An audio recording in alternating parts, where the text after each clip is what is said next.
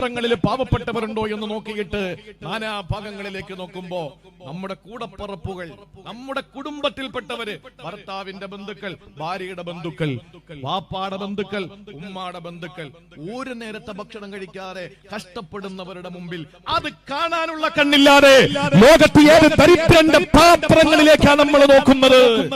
കൂടപ്പറപ്പിന്റെ പാത്രത്തിൽ ഒരു പിടി ഭക്ഷണം ഇട്ട് കൊടുക്കാൻ നമുക്ക് കഴിയുന്നില്ലെങ്കിൽ സഹോദരങ്ങളെ, നമ്മൾ കാണുമ്പോ വാപ്പ വീട്ടിലുണ്ട്, വാപ്പാക്ക് നിങ്ങളൊന്ന് ആലോചിച്ച് നോക്ക്, വാപ്പ വീട്ടിലുണ്ട്, വാപ്പ മകൻ കടന്നു വരുന്നു, ഒരു കൈലി അല്ലെങ്കിൽ ഒരു തോറത്ത്, ഒരു വെള്ളമുണ്ട്, ഒരു ചെറിയ ഷർട്ട്, ഉമ്മാക്കൊരു ഷോള്, ഉമ്മാക്കൊരു പർദ, ഉമ്മാക്കൊരു നൈറ്റി, ഇതൊക്കെ വാങ്ങിക്കൊണ്ട് കൊടുക്കുന്ന ഒരു മകനോട് എന്തുമാത്രം മകന് ഉമ്മാക്ക് സ്നേഹം ഉണ്ടാവും അല്ലേ?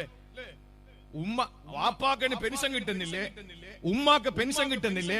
വാപ്പ മരിച്ചത് മുതൽ ഉമ്മാക്ക് വിധവാ പെൻഷൻ കിട്ടിയല്ലേ? ഇനി എന്തിനാ ഞാൻ കൊടുക്കുന്നത് ചോദിക്കുന്ന മക്കളല്ലേ നമ്മള്?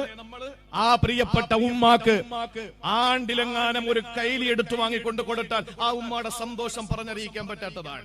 തഹാദു തഹാബു, നിങ്ങൾക്ക് സ്നേഹം വേണോ? നിങ്ങൾ ഗിഫ്റ്റ് കൊടുത്തുകൊണ്ടിരിക്കിടക്കിടക്ക്. ചെറിയ കാര്യമല്ല പ്രിയപ്പെട്ടവരെ. അതുകൊണ്ട് അതിന്റെ വിലയും മൂല്യം